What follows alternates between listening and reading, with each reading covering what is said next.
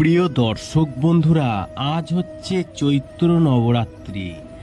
আজ 9 এপ্রিল। আজ থেকে সিংহ রাশির জাতক জাতিকাদের উজ্জ্বল হবে ভাগ্য, কপাল খুলতে চলেছে। কি বলছে জ্যোতিষশাস্ত্র, আমি প্রতিটা ভিডিওতেই বলছি আপনাদেরকে, ভিডিওগুলো মন দিয়ে শুনবেন।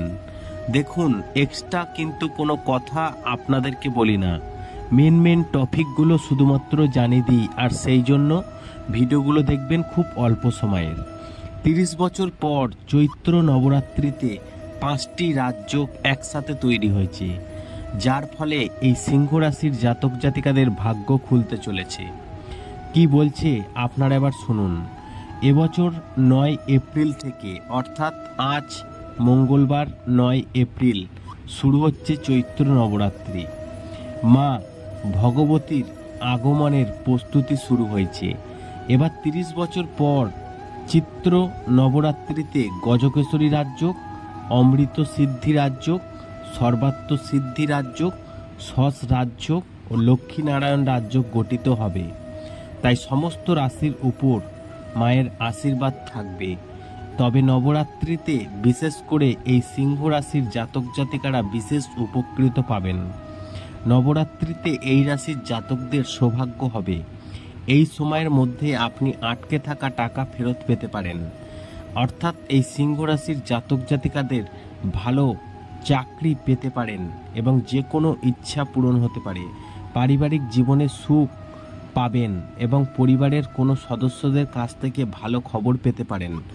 আসুন জেনে নিই চৈত্র নবরাত্রির প্রথম দিনে সৌভাগ্যবান রাশি কারা। সিংহ রাশি। নবরাত্রির প্রথম দিনটি সিংহ রাশির জাতকদের জন্য খুব শুভ হবে। অফিসে আপনার কাজের প্রশংসা করা হবে, ব্যবসায় লাভ হবে, প্রেম জীবনে আপনার সম্পর্কের উন্নতি হবে।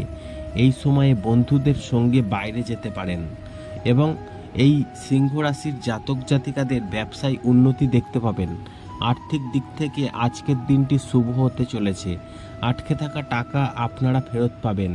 প্রেম ও জীবনসঙ্গীর সঙ্গে সম্পর্ক ভালো থাকবে। পৈতৃক সম্পত্তি থেকে লাভ হতে পারে আপনার। এই চৈত্র নবরাত্রি একটি শুভ লক্ষণ বোঝাচ্ছে সিংহ রাশির জাতক জাতিকাদের জন্য। এই সময়ে আপনি ব্যবসায় প্রচুর মুনাফা অর্জন করতে সক্ষম হবেন। আরও বেশি সংখ্যক মানুষ আপনার সঙ্গে যোগ দেবে। সামাজিক স্তরে আপনার সম্মান বৃদ্ধি পাবে। পদোন্নতির সম্ভাবনা রয়েছে। অর্থাৎ আজ থেকে খুব ভালো কাটবে আপনার এই মাসটি।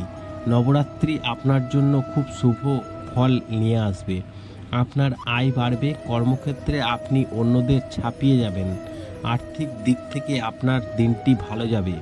পরিবারের সঙ্গে কোথাও বেড়াতে যাওয়ার পরিকল্পনা করতে পারেন।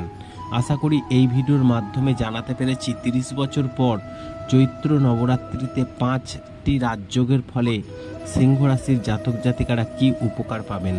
ভিডিওটি ভালো লাগলে লাইক করবেন, কমেন্ট করবেন, শেয়ার করে অন্যদের জানার সুযোগ করে দেবেন।